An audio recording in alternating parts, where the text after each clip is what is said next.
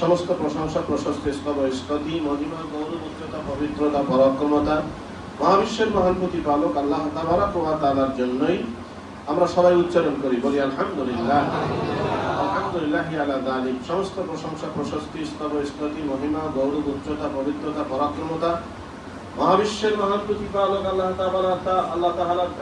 তাবারাক ওয়া তাআলার জন্যই। অতঃপর সর্বোৎকৃষ্ট দরুদ এবং সালাম অবিশ্রান্ত ধারায় বর্ষিত হতে থাক তামাম আম্বিয়া কেরাম, আউলিয়া কেরাম, সাহাবা কেরাম, মালায়েকাতুল মুকাররাবিন সহ আল্লাহ তাআলার প্রিয় প্রিয় বান্দা বান্দী যারা যেখানে সাহিত্য থাকলেন সকলের আরো করে সকলে করে আল্লাহুম্মা আমিন।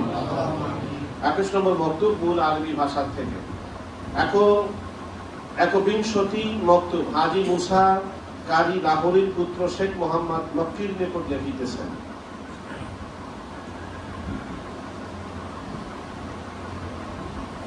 আজকের এই 21 নম্বর মক্তুব নকশবন্দিয়া তরিকার শ্রেষ্ঠত্ব ও নকশবন্দিয়া বুজুর্গগণের যে পূর্ণতা এর উপরে আজকের এই 21 নম্বর মক্তুব লিখছেন। এই অক্ষম দাস আপনার পবিত্র লিপিকা প্রাপ্ত হইয়াছে। মানব সর্দার দরুদ সাল্লাল্লাহু আলাইহি ওয়াসাল্লাম যিনি লক্ষ্য ভ্রষ্ট হইতে সুরক্ষিত, তাহার তোফায়েলে আল্লাহ পাক আপনাকে অতি উচ্চ পারিতোষিক প্রদান করুন এবং আপনার কার্যসমূহ সহজসাধ্য করুন, আপনার বক্ষ উন্মুক্ত ও ওজর কবুল করুন।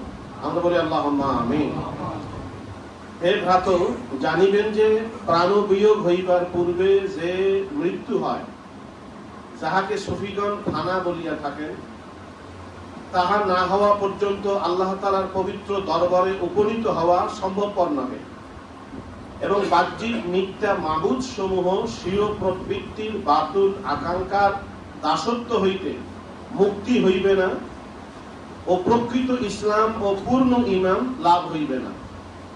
সে আবার কিসে আল্লাহ তাআলার বান্দা দলভুক্ত হইবে এবং কিভাবে আওতাদদের মাকাম লাভ করিতে পারিবে? অথচ এই ফানাই বেলায়েতের প্রথম পদক্ষেপ এবং পুরোগামী পূর্ণতা, যাহা প্রারম্ভই হইয়া থাকে। বেলায়েতের প্রারম্ভ যখন এইরূপ, তাহার চরমে কি যে উন্নতি হইবে তাহার তুলনা করিয়া বুঝা উচিত। দেখিয়া ভাবিও তুমি, গোলেস্তা আমার বসন্তে ধরিবে এতে কিরূপ পাহাড়।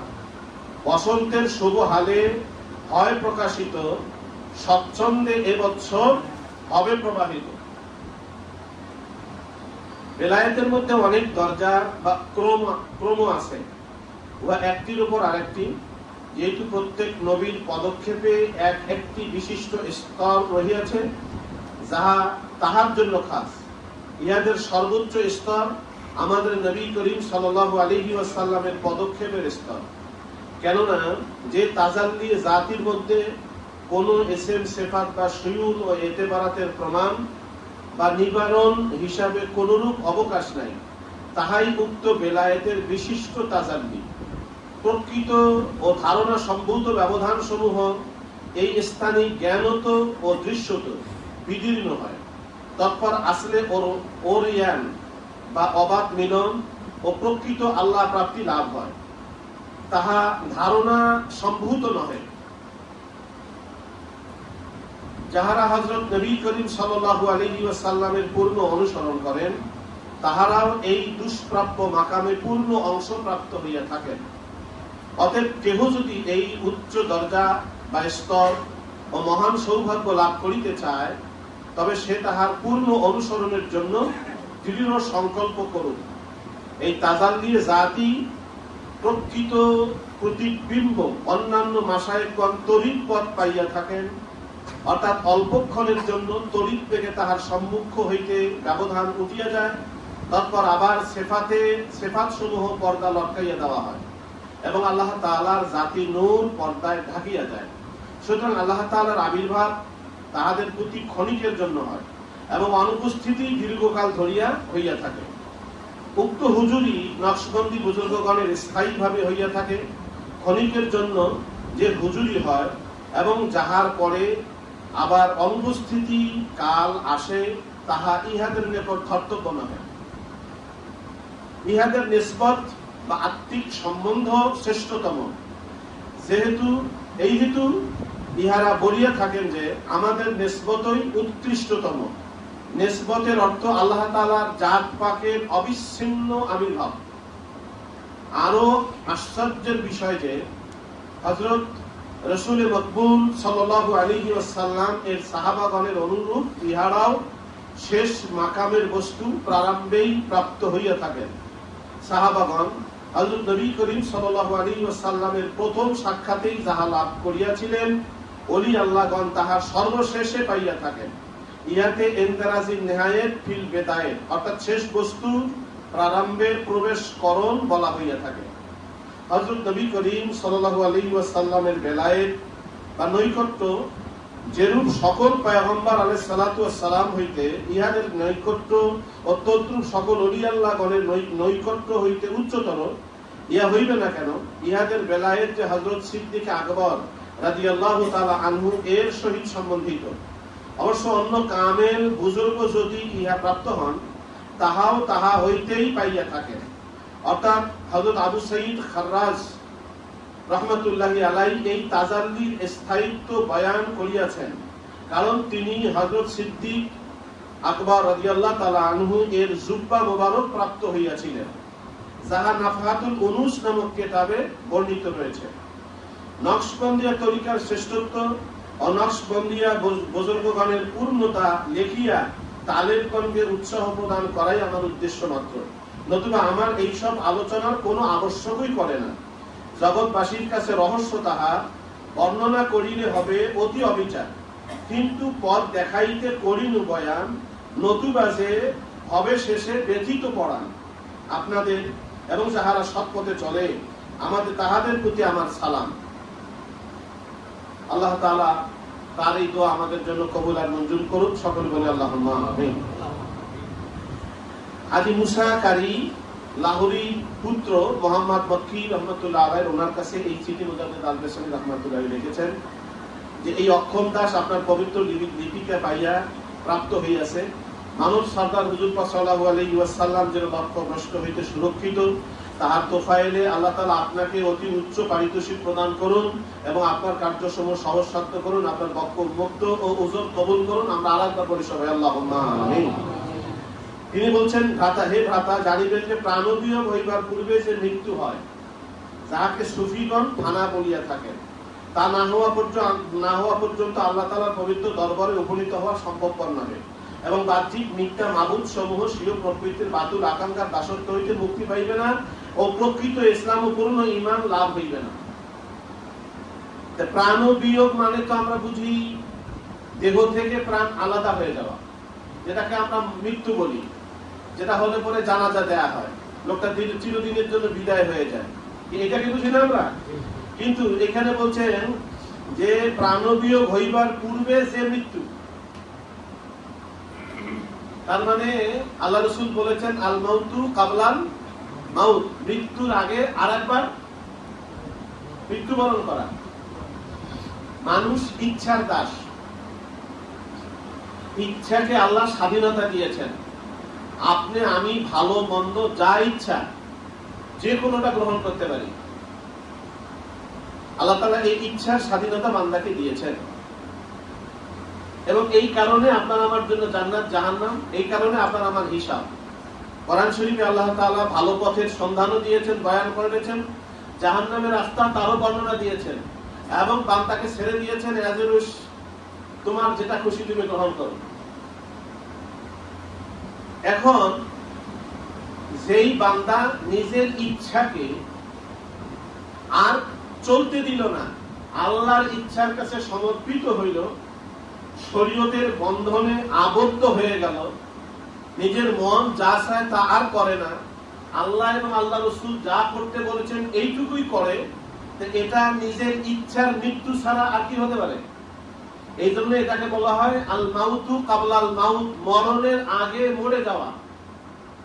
অর্থাৎ মানুষ মরে গেলে যেমন সে নড়াচড়া করতে পারে না, মুখে মাছি পড়লে তার আবার কোনো ক্ষমতা থাকে না, আপনি আমি বেঁচে থাকা কালীনও যেন আপনার আমার শরীয়তের বাইরে কোনো কাজ করার কোনো সুযোগ। তাহলে পরিপূর্ণ শরীয়ত সুন্নত মোতাবেক চলাটাই হচ্ছে আমার মরণের আগে আর একটা এটাকে বলা হয়েছে ফানা। আমাদের এই ইলমে মারিফতের ভাষায় এটাকে বলা হয় ফানা। ফানার অনেক আলোচনা আমরা বারবার করি। ফানাটা হচ্ছে, আমরা জানি, আমরা লোহা যখন কামারেরা ওই দেয়, লোহা দিয়ে আগুনে আপড় টানে, বাতাসে আগুনটা লোহার মধ্যে যায়, তাপ দেয়। এই আগুনের তাপটা লোহার ভিতরে ঢুকতে ঢুকতে লৌহ দণ্ডটি কিছুক্ষণ পর তার লৌহত্ব হারিয়ে ফেলে না? আগুনে হাত দিলে যেমন পুড়ে যায়, লোহাতে হাত দিলে পুড়বে না?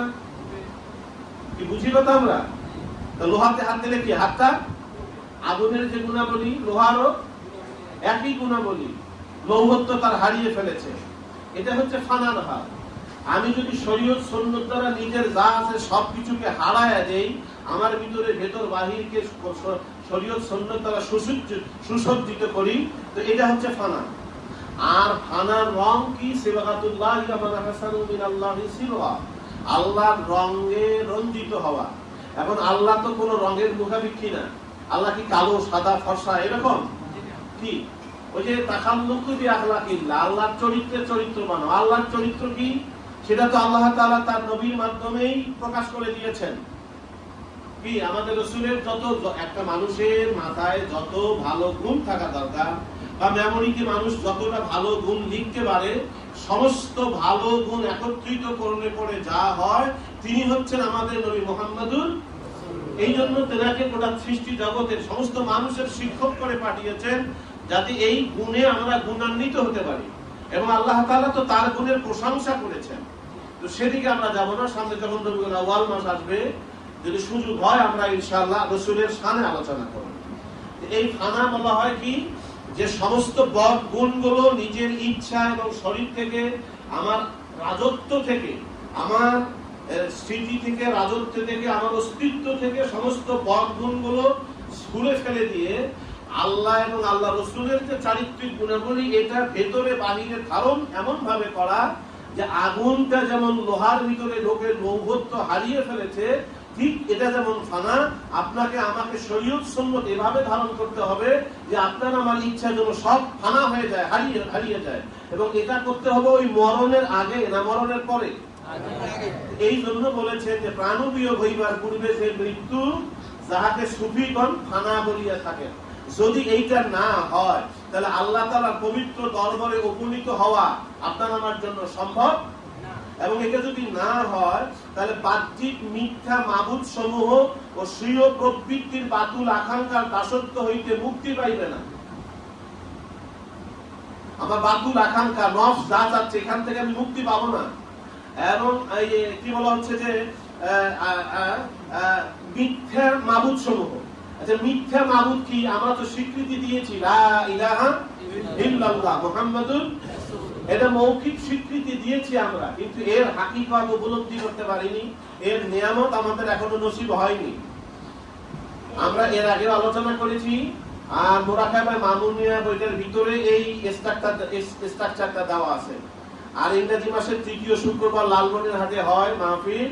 সেখানে আমরা ওই হোয়াইট বোর্ডে আইকে দেখাচ্ছি, যারা পারবেন যোগাযোগ করবেন।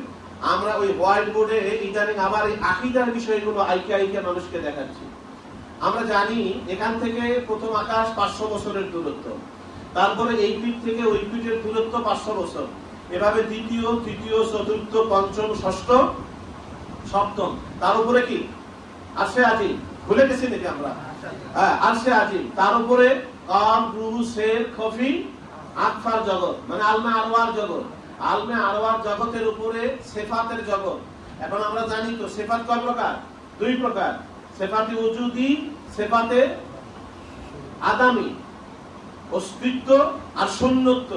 সিফাতে উজুদি আবার 2 প্রকার, সিফাতে হাকিকি, সিফাতে ইজাফি।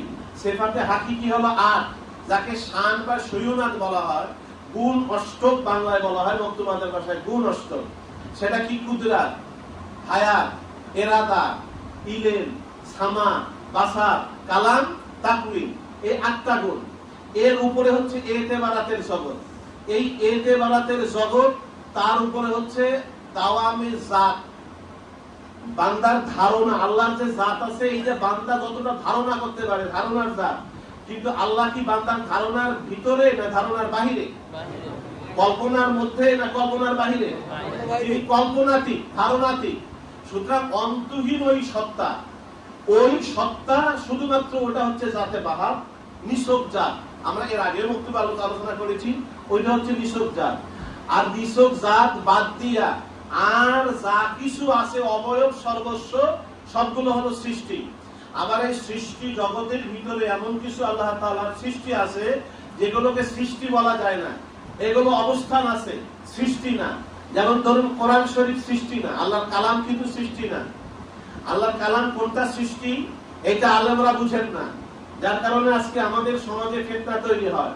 এজন্য মুজাদ্দিদ আল-বিস্তামি রাহমাতুল্লাহি আলাইহি কালামে লফজি, কালামে নফসি বলেছেন। ইমাম আবু হানিফা রাহমাতুল্লাহি আলাইহি বলেছেন কোরআন কাকে বলে? লুগাতাম ওয়া মানা। লুগাত মানে ভাষা এবং ভাব, মানা অর্থ, এই দুটাকে কোরআন বলেছেন।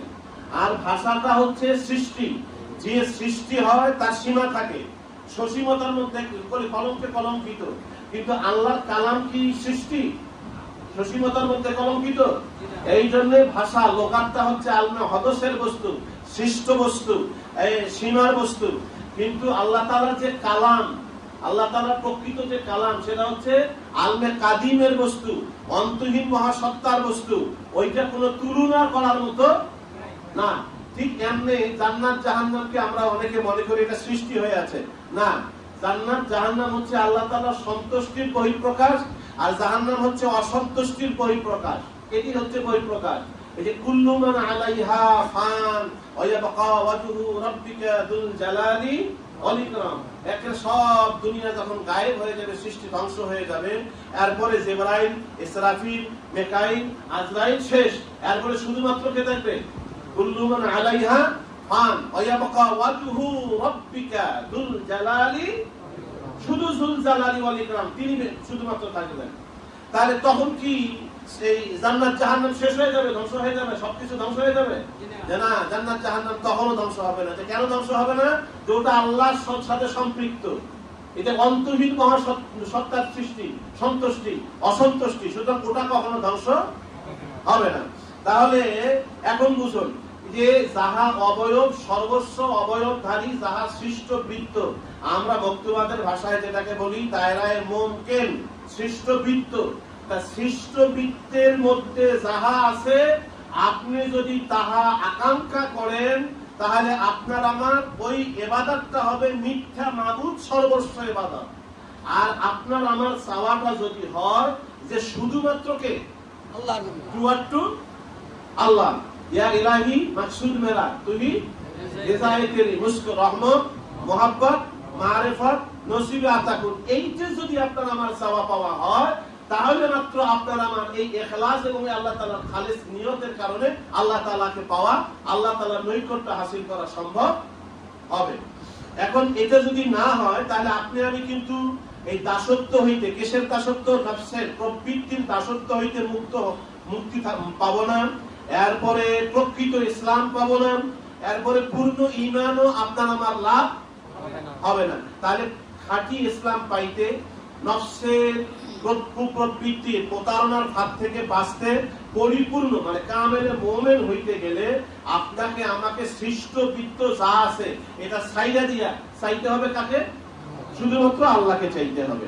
আচ্ছা, এইটা হচ্ছে এটা ইনি বলছেন যে সে আবার কিসে আল্লাহ তাআলার বান্দা দলভুক্ত হইবে এবং কিভাবে তাওয়াক্কুলের মাকাম লাভ করিতে পারিবে।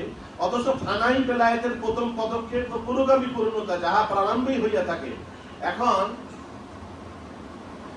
বেলায়েত তো আমরা জানি আল্লাহ তাআলার নৈকট্য, আর আল্লাহ তাআলার নৈকট্যের বিষয়টা এই পরবর্তীতে আরো বলেছেন বিভিন্ন বিস্তারিত রাহমাতুল্লাহ আলাইহি, যে প্রত্যেক মানুষের চেহারা যেমন এক মানুষের চেহারার সাথে আরেক মানুষের চেহারার মিল নাই, এক মানুষের কণ্ঠস্বরের সাথে আরেক মানুষের কণ্ঠস্বরের মিল নাই, এক মানুষের ডিলিংস ফিলিংস এর সাথে, এক মানুষের হাঁটা চলার সাথে আরেক মানুষের হাঁটা চলা ডিলিংস ফিলিংস এর কোনো মিল নাই।